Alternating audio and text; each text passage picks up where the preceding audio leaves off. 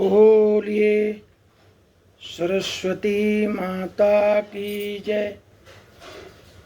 आपको एक आज वेद से जुड़े हुए श्लोक का शारदा भुजंग प्रयाताष्टकम, तो उसका श्लोक से हम शुरू करते हैं और आप एक कहानी के माध्यम से आपको एक ज्ञान की बात बताएंगे। सुनिए, जरूर पूरा सुनिएगा। कुरंगे तुरंगे मृगेंद्रे खगेंद्रे मराले मदेभे महोक्षे अधुरिडाम महत्याम नमाम्याम सदा सामरूपाम भजे शारदामां जस्त्रम मदम्बाम। बोलिए शारदा माता की जय।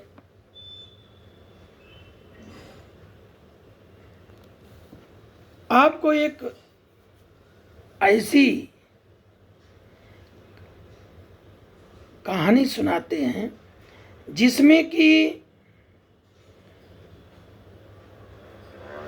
उससे ये सीख मिलेगी कि अपनों को बहुत गहराई से सम्मान करें, एक दूसरे के भाव को समझें, मदद करें और जिस योग्य आपको ईश्वर ने बनाया है उस किस्म से आप एक दूसरे का सहयोग करें, अपनों का करें, सामने वो क्या करता है ये ना देखें।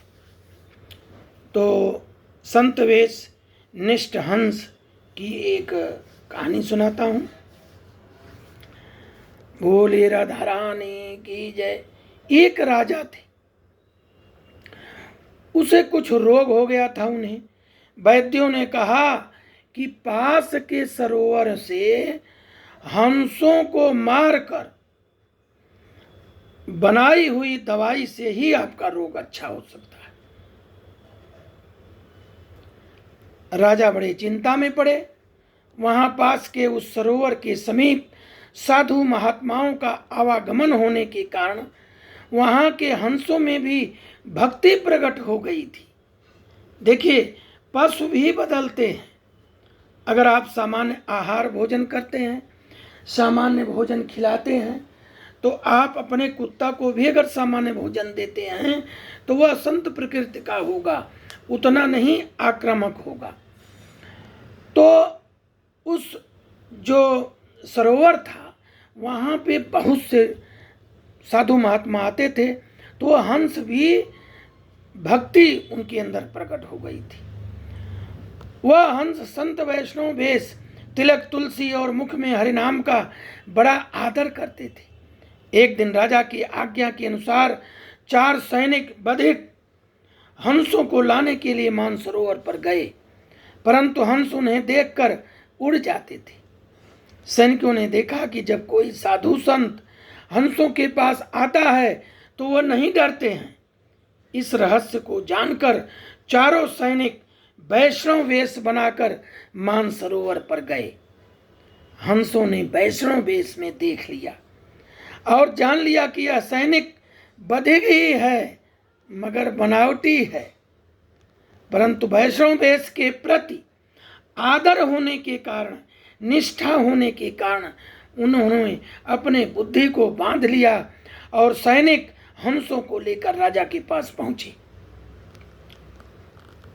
हंसों की संत वेश निष्ठा देखकर श्री भगवान कृष्ण ने वैद्य का स्वरूप धारण किया और राजा के नगर में जाकर घोषणा की कि मैं कुष्ठ आदि सभी असाध्य रोगों का सफल चिकित्सा जानता हूं। देखिए, भक्तों पर भगवान की कृपा होती है, भगवान खुद वहां पहुंचे। तो सब लोगों ने उस वैद्य को राजा के समीप लाए।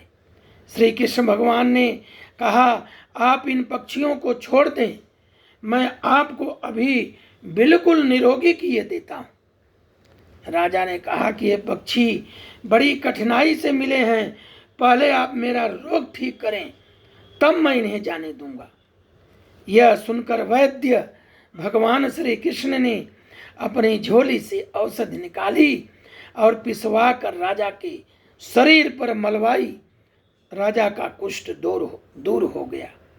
राजा अत्यंत प्रसन्न हुई और उसने हंसों को छोड़ दिया।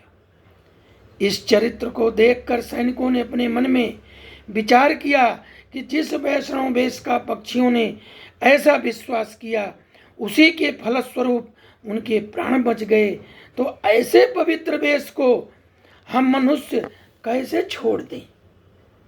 इस प्रकार वे जो सैनिक थे, जो उनको पकड़ के लाए थे बधिक, उन्होंने संत का वेश, अपना वेश त्याग करके संत का वेश धारण किया और भगवान की भक्ति में मगन हो गए। देखिए, हमें सभी वैष्णव वेशधारियों को भक्त मानकर उनका आदर करना चाहिए, और जिन व्यक्तियों में वैष्णव वेश अथवा कोई भक्त चिन्ह नहीं दिखाई पड़ते, उन्हें ऐसा समझकर आदर करें कि इनसे अभी तक भक्ति प्रकट नहीं हुई है।